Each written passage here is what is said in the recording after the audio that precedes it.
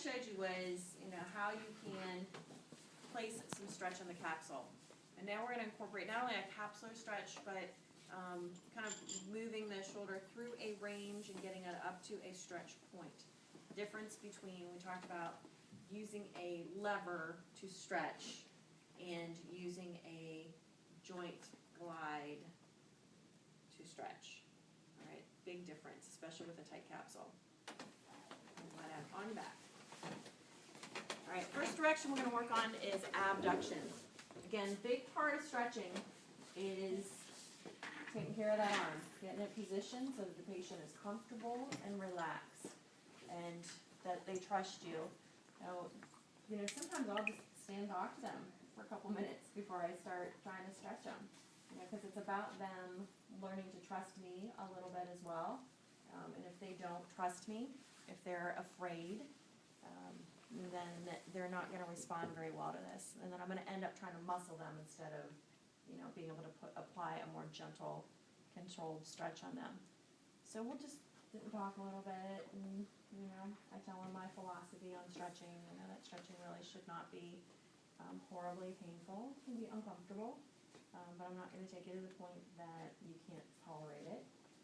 You can tell me when to stop. If it gets to the point where it's more than you want to tolerate, and you're just going to let me know that, and I'll stop. So once they're comfortable, all right, then we can go. So you're going to create that long axis traction force by just leaning back a little bit.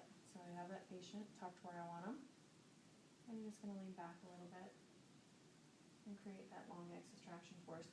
You're also creating a little bit of a joint distraction at the same time from positioning the arm here, and then having this hand is going to just a slight grade 1 distraction, long axis traction.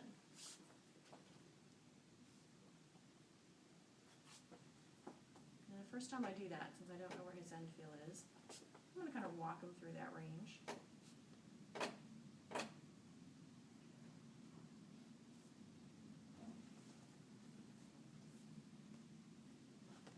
Get to that and feel. Now, did you say you're doing like a grade 1 there? I had him in a little bit of distraction. Plus, I actually have quite a bit of long axis distraction on him. And then I get to that point of tissue restriction, slightly past it, and hold. And then you're going to keep that long axis traction on when you finish and walk him back down. Now, once I find that end feel, I'm not going to walk his arm back down to the side every single time that I want to stretch. So I'm giving him basically a stretch relief right now. Long axis traction. I'm going to pull him back into that stretch range for the next rep.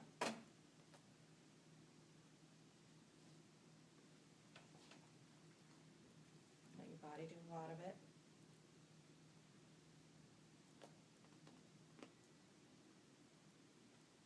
Back down.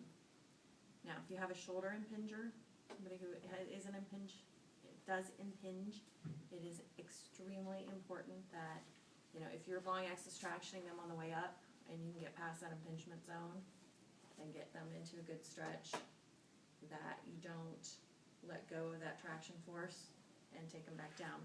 Because now that humeral head's in the joint a little bit more, and when I bring him down, he's going to impinge and it's going to be really painful. So you need to He felt the difference. You need to maintain that long axis traction and walk that joint back down until you are below that impingement zone. All right? So that is abduction. Flexion, most people will have flexion at 90 degrees. Occasionally you'll have somebody who's really restricted and won't be able to get to 90. But most people have flexion to at least 90. So your stretch is going to be that 90 to 180 range. You're going to come up to the head of the table, and you're going to get that arm just like we had before, but you're kind of coming from underneath it instead of the inside of it like we were before. I'm still going to create that long axis traction. And then I'm going to come into my stretch.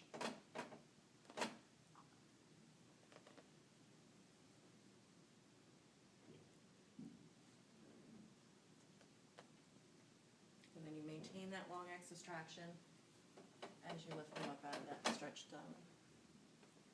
Okay, so long axis and stretch.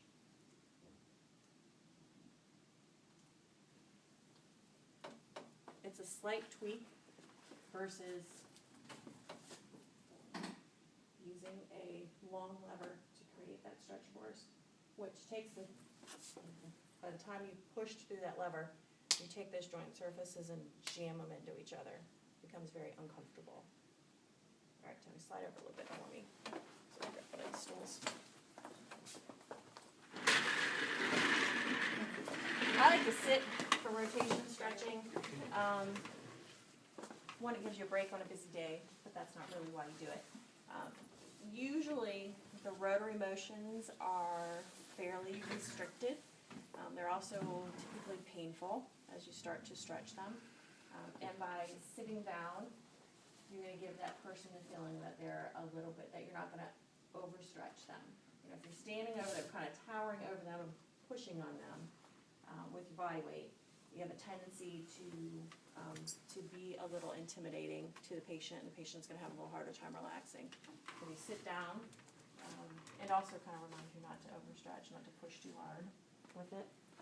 And what you're going to do, I like to stretch as close to 90 as I can get them, but I can't always get them there, so you can also be kind of here, or sometimes I'll put them up in scaption, take a towel and put it under there to put them in a scaption plane and start my stretching here while they're a little more restricted, and then eventually getting them up into 90 degrees. Get a good capsular stretch when you're at 90 and do an external rotation. So to get your long axis traction, you take a hold of the arm and you traction force it, and then you pin it down against the table. So you pull that arm out and then anchor it on the table. And you're not going to want the humerus move. You let it rotate, but don't let it adduct. And then put your stretch force on. Distal forearm.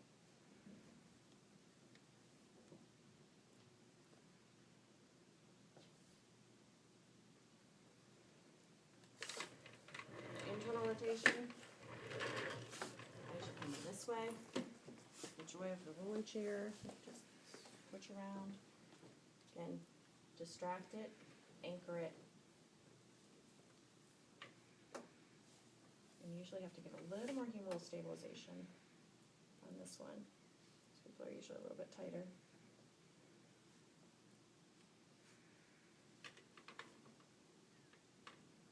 You can see I don't have to kill them, and I don't have to, I don't have to stand here and sweat. I don't have to work hard, I have to work smart. So if I keep him anchored well, I keep him relaxed, I shouldn't be working super hard on this. This hand, actually, that's stabilizing is working harder than the hand I'm stretching with. Okay, so those are your major directions for stretching the shoulder. So I want you to work on that, getting hold of the arm comfortably, creating that long axis traction, and then taking them to that end feel of their range of motion or applying a little bit of stretch force. Right, maintain that long axis traction as you walk them back down out of that stretch range.